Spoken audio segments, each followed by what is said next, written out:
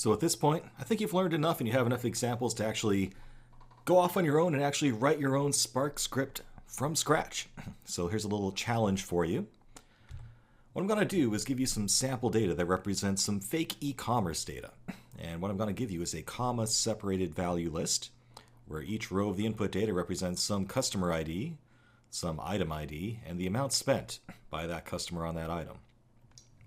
All I want you to do is create a simple script that adds up the amounts spent by each customer. So basically we're going to reduce down by customer ID how much each customer spent in total.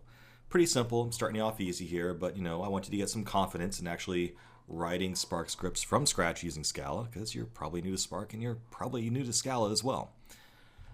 So as a high-level strategy, just to point you in the right direction, start off by parsing that input data, split it up based on those comma characters into individual fields in a list. Then you're going to want to map each one of those lines to key value pairs, where the keys are the customer IDs and the values are the dollar amounts. And then you can just use reduce by key to add up all the amounts spent by each customer ID, call collect, and print out the results when you're done. So at a high logical level, that's the approach you should go after. It's up to you to turn that into code. Be sure to look at the previous examples that we've looked at in this course. There's going to be a lot of useful examples there that you can emulate, and a couple of useful snippets that you might find handy here. Remember to split a line based on commas. You just use line.split with the character that you want to split it on. And remember that if you need to output a tuple, like say a key value pair, and you want to convert those values to a specific data type, you can use toInt and toFloat on the resulting fields to do so. So keep that in your back pocket there, and I'll get you started, set up the project for you. So let's go take a look at how you might get going, and then I'm going to turn you loose. So let me get you started on your assignment here. If you go to the place where you downloaded the course materials, you should see a customerorders.csv file. And if you click on that, you can see the format of it.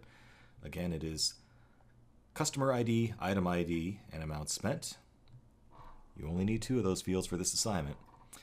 Go ahead and copy that and paste it into where you are working from. For me, that is C Spark Scala.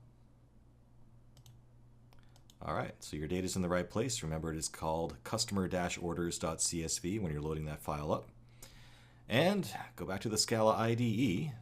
You should have a nice little library here of examples to look at. So I'd suggest reviewing these examples, understand how they work, and think about how it might apply to the problem at hand. Remember, what we're trying to do here is add up the amount spent by each customer.